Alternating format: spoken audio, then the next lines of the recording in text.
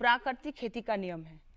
जैसे ज्यादा उत्पादन के लिए, मैं यही आपसे पूछना चाह रही थी। ज्यादा उत्पादन के लिए हमें जीवामृत का इस्तेमाल करना होता है। अच्छा। जैसे कि 200 लीटर का एक ड्राम होता है, उसमें 170 लीटर पानी, गाय का गौमूत्र 10 लीटर और गाय का गोबर 10 किलो और 2 किलो उसमें गुड़ और बेसन और नीम के नीचे की जो नीम हमारा होता है कड़वा, उसके नीचे की 100 ग्राम मिट्टी हमें चाहिए होती है और हमें उस सामग्री को एक जगह मिक्स करना होता है। ठीक है।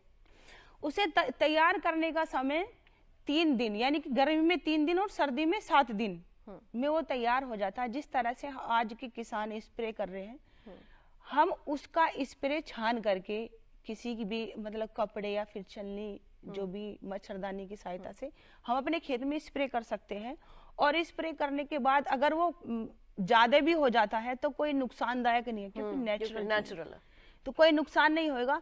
लेकिन उसके स्प्रे करने के बाद में फसल में कोई भी किसी भी तरह की फसल हो, इतनी अच्छी चमक आती है। क्योंकि मैं अपने तालाब पे 200 पेड़ अमरूद के लगाए हुए, अच्छा। उस पे स्प्रे उसी का ही करती हूँ। क्या बात है। मैं प्राकृतिक खेती ही करती हूँ सारी, तो मतलब आसानी से घर में सब चीजें भी मिल जाती है, प्राकृतिक खेती से जुड़े भी रहते।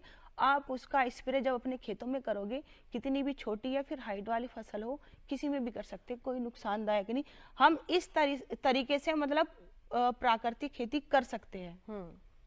इसमें जो कीटनाशक रोग लगता है, कीड़ा जो लगता है, उसको रोकने के लिए हमारा जो वैज्ञानिक उन्होंने रिसर्च किया है, यही जैसे कि गाय का गौमूत्र और उसमें तमाकू गर्दा, जो पहले बड़े बुजुर्ग हुक्का पीते थे उसमें तमाकू रहता था, तो तमाकू पाउडर भी बोलते हैं, तमाकू गर्दा भी बोलते हैं, उसको मिला करके और नीम के पत्ते, लहसुन और मिर्च, हमें अग्नि, सब कुछ ही नेचुरल है। हाँ मैम, तो उसको जो ना क्या होता है एक जगह फिर से हमें मिक्स करना होता है। गाय का गौमूत्र बहुत अनिवार्य है।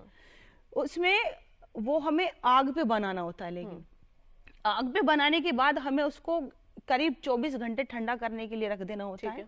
और फिर उसी का ही स्प्रे हम अपने फसल के अकॉर्डिंग कर सकते हैं, जो कि उसमें लहसुन, तमाकू पाउडर और उसमें गाय का गौमूत्र और मिर्च जो होती है, वो जो हमारे कीड़े होते हैं ना, उसकी स्मेल सहन नहीं कर पाते, वे भाग जाते हैं। तो इस तरह से हम प्राकृतिक खेती करते, कोई बड़ी लंबी चौड़ी प्रक्रिया नहीं है, आसानी से सब चीजें घर में ही उपलब्ध हो जाती है। किसानों की समस्या है, गांव में हमने